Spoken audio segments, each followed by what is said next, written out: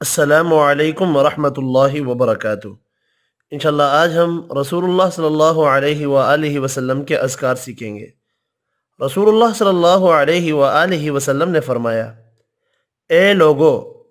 لا الہ الا اللہ کہہ دو، فلاح پا جاؤ گے۔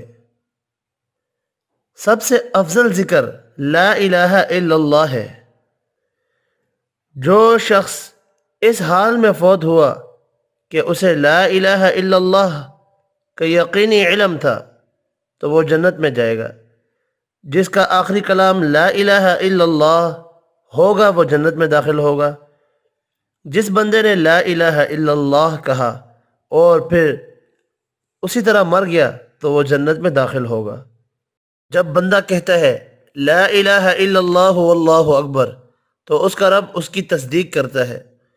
جب بندہ کہتا ہے لا الہ الا اللہ وحدہ تو اللہ تعالیٰ فرماتا ہے میرے علاوہ کوئی معبود نہیں، میں اکیلا ہوں۔ جب بندہ کہتا ہے لا الہ الا اللہ وحدہ لا شریک لہ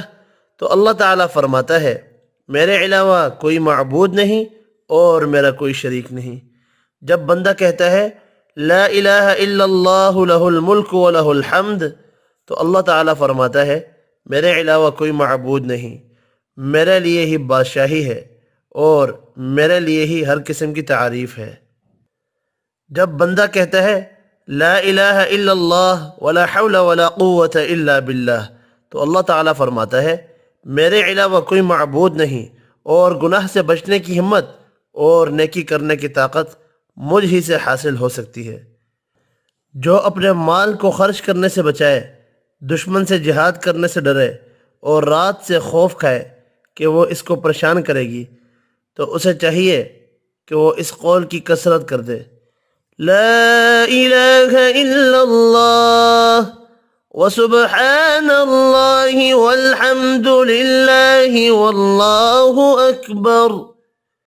جو کوئی روئے زمین پر کہتا ہے لا الہ الا اللہ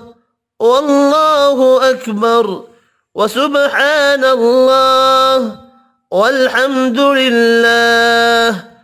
ولا حول ولا قوة الا باللہ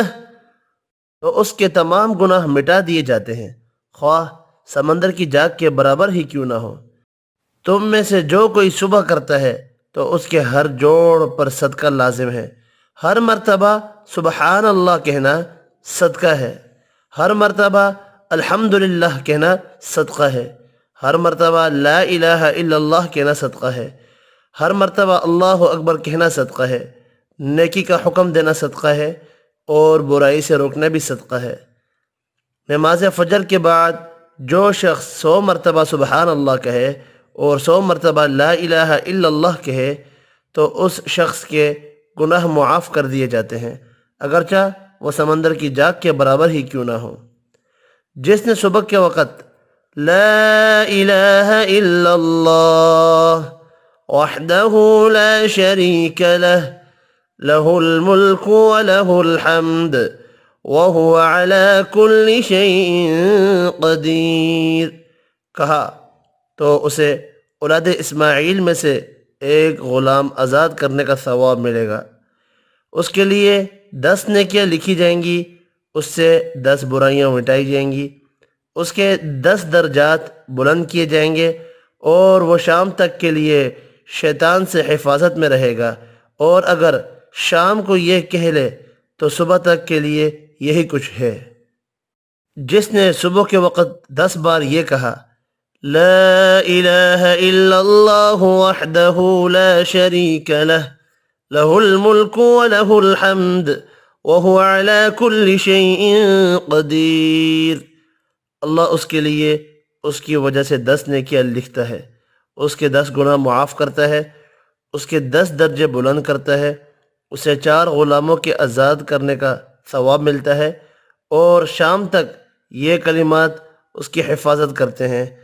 جس نے ان کو اپنی مغرب کی نماز کے بعد کہا تو صبح تک ایسا ہی ہوتا ہے۔ جس نے صبح کی نماز سے فارغ ہونے کے بعد 10 بار کہا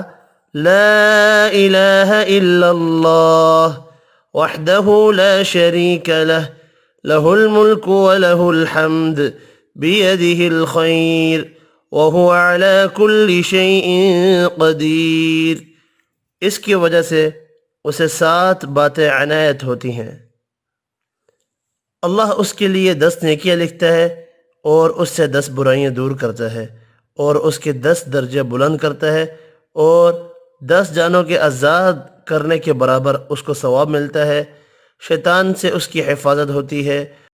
وہ ہر مکروہ چیز سے محفوظ رہتا ہے، اور اس روز شرک کے علاوہ اس کے سب گناہ معاف ہو جاتے ہیں۔ اور جس نے اس کو مغرب کے بعد کہا اس کو بھی رات میں ایسا ہی ثواب دیا جاتا ہے۔ جس نے یہ کلمہ دن میں 100 دفعہ پڑھا، لا الہ الا اللہ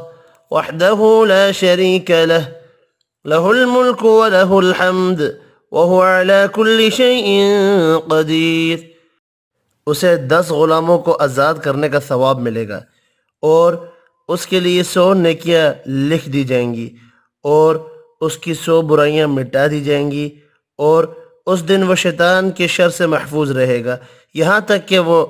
شام کر لے اور کوئی شخص اس دن اس سے بہتر عمل نہیں لاتا سوائے اس شخص کے جو اس سے زیادہ کرے۔ میں بیٹھ کر اللہ کا ذکر کروں، اللہ اکبر، الحمدللہ، سبحان اللہ، لا الہ الا اللہ، یہاں تک کہ سورج طلوع ہو جائے، یہ مجھے اولاد اسماعیل میں سے 2 یا اس سے زیادہ غلام آزاد کرنے سے زیادہ محبوب ہے۔ اور عصر کے بعد سے غروب آفتاب تک اللہ کا ذکر کرنا مجھے اولاد اسماعیل میں سے 4 غلام آزاد کرنے سے زیادہ محبوب ہے۔ جو شخص مغرب کے بعد 10 مرتبہ پڑھے گا، لا الہ الا اللہ وحدہ لا شریک لہ لہ الملک ولہ الحمد یحیی ویمیت وہو علی کل شیء قدیر، اللہ تعالیٰ اس کی حفاظت کے لیے فرشتے مقرر کر دیں گے جو اس کی صبح تک شیطان سے حفاظت کریں گے۔ جو شخص اپنے بستر پر جا کر یہ دعا پڑھے تو اس کے سارے گناہ معاف کر دیے جاتے ہیں، اگرچہ کہ سمندر کی جاگ کے برابر ہوں۔ لا الہ الا اللہ وحدہ لا شریک لہ لہ الملک ولہ الحمد وہو علی کل شیء قدیر، لا حول ولا قوة الا باللہ، سبحان اللہ والحمد للہ ولا الہ الا اللہ واللہ اکبر۔ جس شخص کی رات کو آنکھ کھل گئی اور اس نے جا کر یوں کہا، لا الہ الا اللہ وحدہ لا شریک لہ لہ الملک ولہ الحمد وہو علی کل شیء قدیر، الحمد للہ وسبحان اللہ ولا الہ الا اللہ واللہ اکبر ولا حول ولا قوة الا باللہ،